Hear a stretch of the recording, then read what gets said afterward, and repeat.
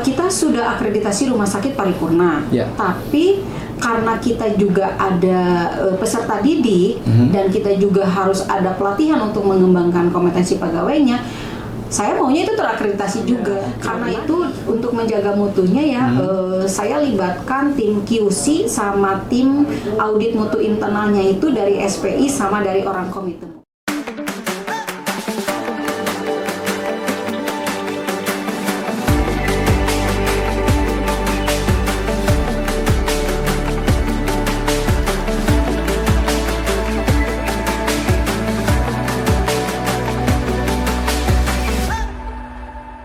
Hai, Assalamualaikum warahmatullahi wabarakatuh. Sampurasun, Sobat Paru dimanapun Anda berada. Jumpa lagi nih dengan saya Tabi dalam acara yang penuh edukasi, informasi, dan promosi. Tentunya di channel Rumah Sakit Paru Dr. H.A. Ratinsu. Bagi teman-teman yang memerlukan update informasi atau seputar produk layanan kami, jangan lupa tonton terus sampai habis channel ini karena paru-paru, rupa-rupa. Assalamualaikum warahmatullahi wabarakatuh. Waalaikumsalam. Selamat siang Ibu Rina. Siang. Apa kabar hari ini? Alhamdulillah baik. Baik. Makasih loh Bu. Jadi di sela-sela kesibukan Ibu yang super duper padat ya Bu ya. Jadi masih menyempatkan datang ke sini. Dan ini adalah spesial banget ya teman-teman ya, karena di kita itu ada instalasi baru nih yang namanya instalasi pendidikan dan penelitian. Nah itu ya. Jadi penting banget nih teman-teman kita ngadain podcast hari ini karena dengan Ibu Rina sebagai subkoordinator pengembangan SDM dan Diklit gitu ya. Baik Bu, gimana pandangan Ibu terkait adanya instalasi baru Bu di bawah SDM? Wah ini warna baru nih kayaknya Bu. Gimana Bu? Sebenarnya kalau ini bukan instalasi ya, subbagian ya. Subbagian dulu diklat atau penelitian itu ada di instalasi sendiri. Tapi dengan SOTK yang baru kan ada di bawah SDM, di bawah SDM Diklit, yaitu subbag pengembangan SDM dan Diklit. Ternyata lebih kompleks di situ kalau menurut saya ya. Selain hanya tentang pengembangan kompetensi dari pegawai, baik di pelatihan maupun pendidikan, ternyata kalau digabung dengan SDM itu ada tentang kesejahteraan SDM di situ gitu. Nah itu menurut saya kasih warna sendiri buat saya gitu. Jadi lebih memahami bagaimana cara memberikan penilaian terhadap kinerja dan sebagainya gitu ya. Tapi kalau menurut saya sih yang lebih menantang justru di pengembangan kompetensi SDM-nya sendiri gitu, yaitu di pelatihan, pendidikan dan penelitian. Dengar-dengar nih Bu nih, Rumah Sakit Ratinsu itu sudah terakreditasi dalam pendidikan Diklitnya ya, dan penelitian atau pelatihannya ya. Pelatihan ya. Ya Bu, gimana nih, boleh dijelasin Kak? Karena gini, rumah sakit itu sudah terakreditasi Bu secara paripurna nih. Kok diakreditasi lagi, split subnya lagi, pendidikannya, penelitian atau pelatihannya, gimana Bu? Gimana? Baik, kalau akreditasi itu kan tujuannya biar kita selalu menjaga mutu ya. Kalau kita di rumah sakit menjaga mutu pelayanan. Nah, kita sudah akreditasi rumah sakit paripurna, tapi karena kita juga ada peserta didik dan kita juga harus ada pelatihan untuk mengembangkan kompetensi pegawainya, saya maunya itu terakreditasi juga, karena dengan begitu kan mutunya juga dijaga dan tujuan dari pelatihan atau pendidikannya juga tercapai. Contoh misalnya ya, kita sudah akreditasi rumah sakit pendidikan afiliasi. Kenapa kita afiliasi? Karena kita rumah sakit khusus paru saja. Jadi peserta didik ke sini, kita kemarin akreditasi rumah sakit pendidikannya dengan FK Maranatha dan Rumah Sakit Immanuel. Nah, jadi koas-koas dari Maranatha itu punya kompetensi elektif paru. Nah, datangnya ke sini gitu. Nah, karena ada peserta didik dan terlibat juga di pelayanan, walaupun peserta didik yang koas ini supervisinya masih tinggi ya, karena mereka kompetensinya belum nggak boleh ke pasien dan sebagainya. Boleh ke pasien tapi di bawah pembimbing kliniknya. Jadi nggak boleh dilepas begitu saja. Nanti beda kompetensinya dengan PPDS. Nah, karena peserta didik ini berhubungan dengan pasien dan sebagainya, sebenarnya peserta didiknya bukan koas saja ya, di kita ada ATLM, radiologi, farmasi, apoteker, rekamedik, fisioterapi, ya ada juga. Nah, karena ada peserta didik, berarti kan mau tidak mau mereka akan berhubungan dengan pasien baik langsung ataupun tidak langsung.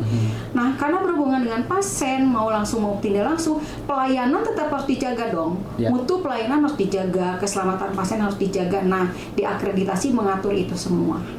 Gitu. Jadi, karena si peserta didik pun kami lakukan evaluasi setiap bulan.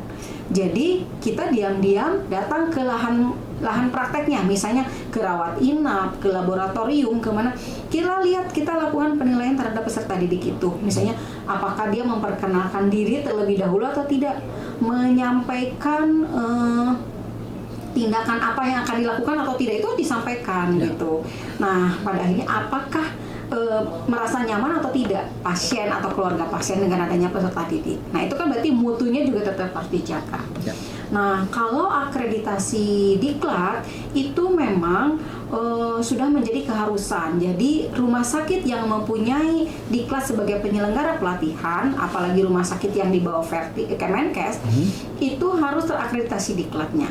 Jadi sebenarnya kita sudah mempersiapkan dari beberapa tahun sebelumnya, tetapi kita baru terakreditasi diklatnya tuh di tahun 2022 dengan akreditasi nilainya A. Dulu dong. Nah, jadi kalau saya sih merasa bangga ya, karena sekarang ini dan masih banyak di Rotin Sulu masih memandang diklat itu keberadaannya di mana ya gitu. Nah, saya ingin membuktikan bahwa keberadaan diklat itu memang harus difungsikan secara optimal. Karena kenapa? Sekarang yang menjadi 3 pokok permasalahan di salah satunya mengenai SDM di Kementerian Kesehatan itu apa? Kurangnya jumlah tenaga kesehatan. Yang kedua itu adalah distribusinya tidak merata.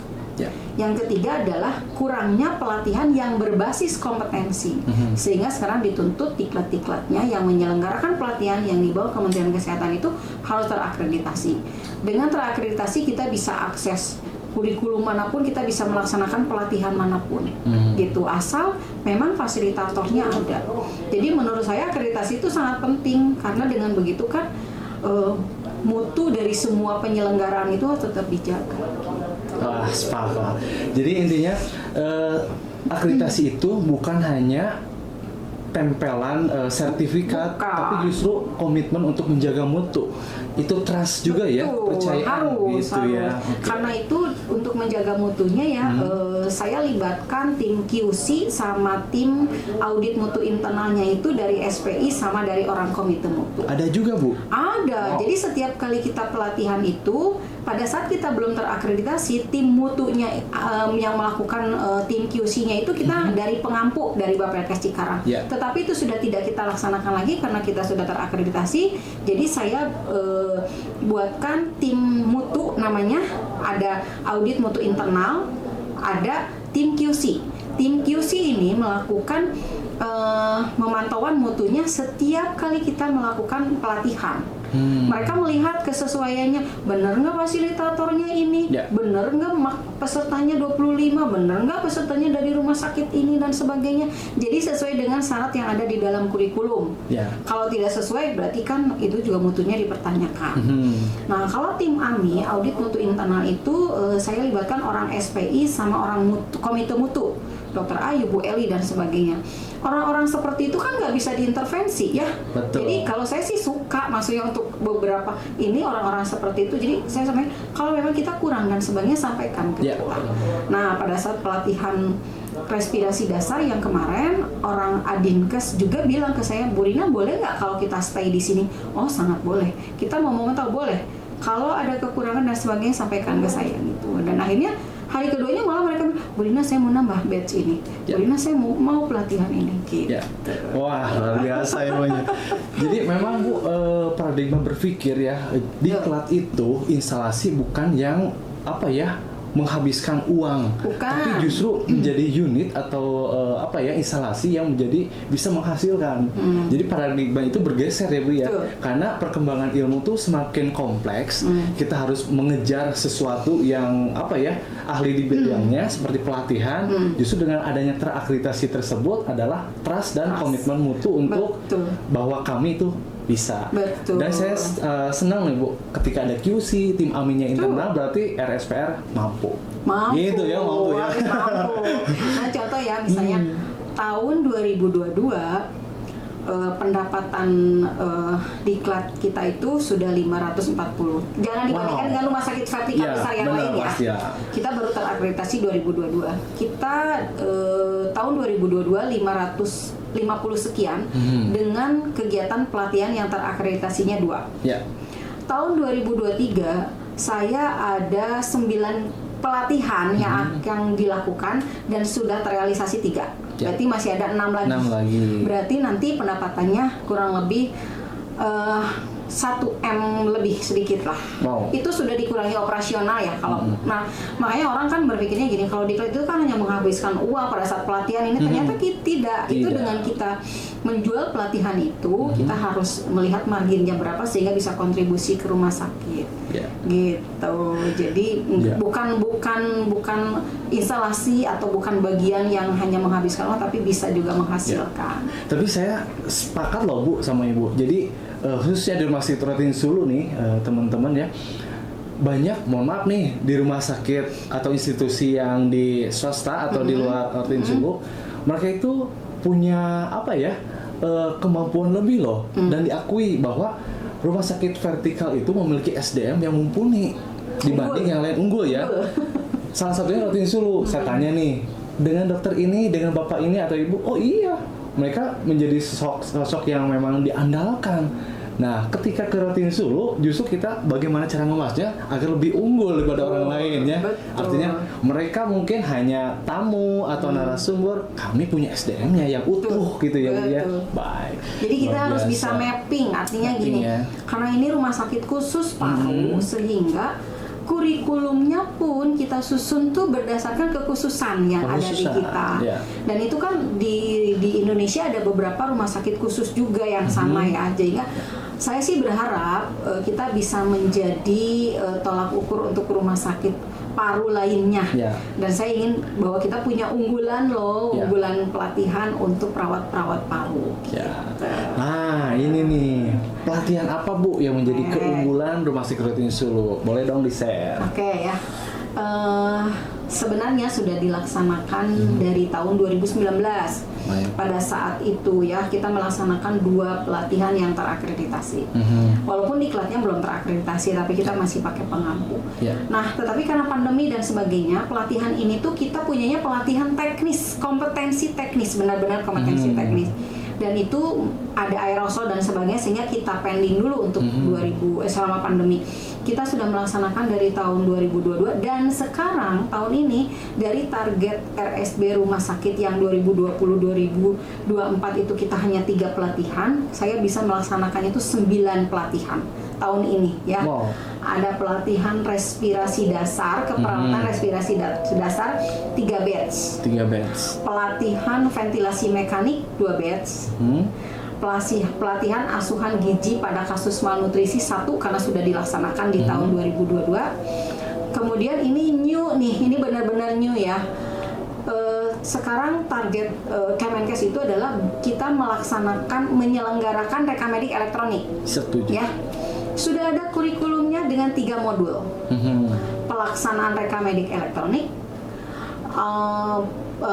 perencanaan rekamedik elektronik, pelaksanaan rekamedik elektronik, dan yang terakhir adalah penjamin mutu rekamedik elektronik. Bapaknya di sini. Makanya kita bersama. Nah, akhirnya pada tahun ini kita akan melaksanakan itu di bulan Agustus, September, Oktober. Selain itu, saya juga sudah mendekatkan ke beberapa poltekkes karena pertemuan yang kemarin saya ikuti yang terakhir itu bahwa kita juga harus bisa mengembangkan calon tenaga kesehatan dari poltekkes. Nah, saya merasa saya punya kurikulum respirasi dasar itu bisa untuk pelatihan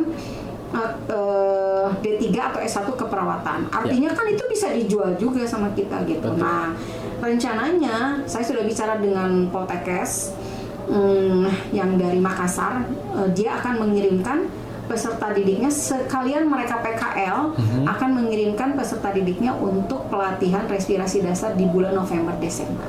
Wow. Jadi kemungkinan masih ada 6 atau 8 pelatihan lagi yang akan kita laksanakan tahun ini. Gitu. Dua hal yang menarik Bu. Yang pertama nih tadi untuk pelatihan reka medis nih. Pertama, bapaknya ada di sini. Ada di sini. Nah, gedungnya ya.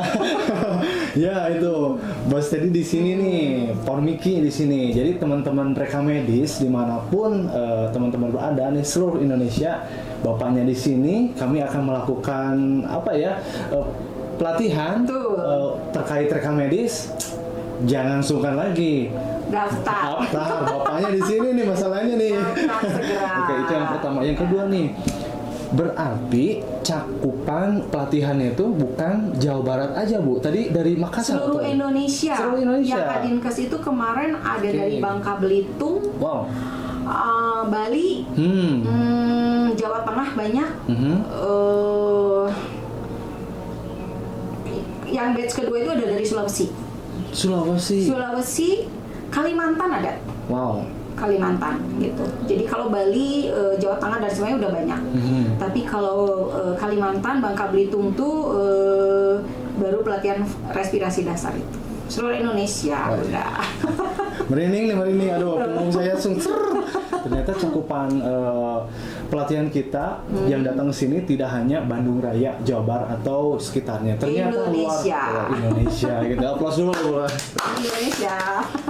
Oke Bu, tadi kan pendidikan pelatihan. Jadi apa aja sih yang bisa kesini? Apakah pelatihan, magang atau apa ya koas gitu ada juga nggak Bu? Ada. Jadi sekarang yang sudah berjalan ya pendidikan itu ada dari koas FK Maranatha, PPDS Unan itu yang akan kita kejar untuk akreditasi rumah sakit pendidikannya. Karena kalau akreditasi rumah sakit pendidikan itu per 1 FK. Oke. Gitu. Jadi dengan Fakultas Kedokteran Maranatha kita sudah terakreditasi. Kita akan mengejar akreditasi dengan FK Unan. Kemudian ada dari Jogja untuk fisioterapi. Waktu kemarin saya capacity building itu tidak hanya sekedar melakukan capacity building, tapi saya janjian dengan ketua prodinya Unisa, Universitas salah satu di Jogja ya. Kita ajak kerjasama dan mereka bilang, Bu Rina, saya siap mengirimkan peserta didik selain fisioterapi, nanti saya senggol juga prodi keperawatannya ke sini dan saya siap mengikuti mahasiswa saya untuk ikut pelatihan fisioterapi karena saya mau launching juga sedang menyusun kurikulumnya itu kurikulum fisioterapi untuk kasus bedah torak. Jadi itu untuk rehab medik ya, fisioterapis. Nah, jadi itu yang akan ada yang disusun dan satu lagi yang sedang disusun itu adalah pelatihan bronkoskopi untuk dokter spesialis paru. Sudah ditelepon oleh beberapa dokter paru, temannya dokter Heru, karena ada tindakan bronkoskopi yang tidak bisa diklaim oleh BPJS kalau dia tidak punya sertifikat pelatihan bronkoskopi. Wow. Kesempatan ya. Jadi ini peluang nih, Rotinsu punya nih. Jadi teman-teman yang membutuhkan, yang itu pasti ya fisioterapi di mana-mana ya Bu ya. Betul. Ayo dong ke sini. Jadi hubungi siapa Bu Rina ya. Jadi yang sudah saya ajak diskusi itu adalah ketua prodinya Dustira. Nah, kan kirim juga ya mahasiswa fisioterapi ke sini sama ketua prodinya Unisa. Ya Bu Rina, kurikulumnya bagus ini. Nanti kita kirim deh. Jadi pada saat si mahasiswanya lulus, dia sudah punya kompetensi lebih karena dia ikut pelatihan itu salah satunya. Bu, kenapa harus pelatihan di Rotinsu? Pelatihan di Rotinsu itu tadi saya bilang kita punya kekhususan selain akreditasi ya. Kalau akreditasi sekarang sudah banyak diklat rumah sakit vertikal terakreditasi. Tapi kita kurikulumnya itu adalah memang kita kekhususan paru. Gitu. Kekhususan paru dan sesudah pelatihan kami tawarkan untuk keliling Bandung. Pakai bandros. Bayarnya cuma 100.000 ada. Ini mungkin untuk pelatihan ventilasi mekanik, ini saya sedang menyusun apakah mereka di hari pertama sudah diajak keliling Bandung atau di hari terakhir. Ya, jadi teman-teman tidak hanya di luar daerah ya. Dulu ya, jadi tidak hanya menimba ilmu aja di sini, pelatihan, pendidikan, tapi ternyata ada suguhan kami sebagai suguhan yang eksklusif ya. Nah, coba akan kita fasilitasi. Fasilitasi ya. Oke. Terakhir Bu, Ibu bangga gak sekarang mendalami tentang pendidikan pelatihan? Kalau saya bangga, saya bisa menjadi bagian dari Rotin Sulu, jelas saya bangga. Saya bisa mengembangkan di pendidikan dan pelatihan di Rotin Sulu, bangga sekali. Karena kalau kita lihat dari tahun-tahun sebelumnya, kita belum banyak berkembang ya. Kalau sekarang tuh udah banyak, Bu Rina udah terakreditasi A, saya minta dong referensinya. Rumah sakit besar loh gitu ya. Kalau seperti itu saya nggak pernah pelit, saya kasih aja. Karena setiap itu kan nanti akan disesuaikan dengan di tempat masing-masing. Saya pernah ngasih hal yang sama, kita dapatnya A, orang lain tetap B. Jadi kalau sama ilmu itu nggak boleh pelit. Betul. Nah, bangga bisa menjadi bagian dari Rotin Sulu, bangga bisa mengembangkan pendidikan dan pelatihan di Rotin Sulu. Oke, nih closing statementnya Bu ya, terakhir sekaligus Ibu silakan untuk mempublikasikan, menginformasikan buat teman-teman nih, yuk visit to Rotin Sulu, silakan Bu.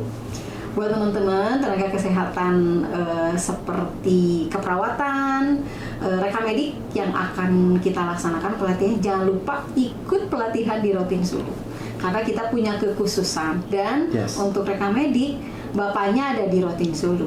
Jangan lupa. Selain pelatihan kita ada jalan-jalan keliling Bandung.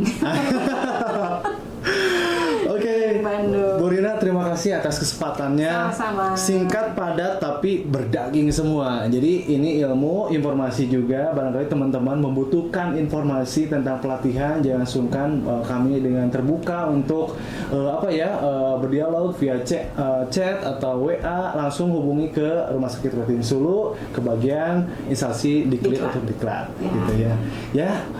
Teman-teman yang lainnya terus pantengin channel Rumah Sakit Rotin Sulu karena Rumah Sakit Rotin Sulu punya warna baru terkait segala apapun. Banyak warna. Stay on. Bye-bye. Tas dulu. Lega sekali karena kita podcast telah selesai dengan Ibu Rina yang isinya daging semua. Bagi teman-teman yang ingin mendapatkan informasi tentang pelatihan, jangan sungkan follow kami, komen atau bisa telepon kami karena paru-paru rupa-rupa. Bye-bye. Paru Sehat, harapan kami.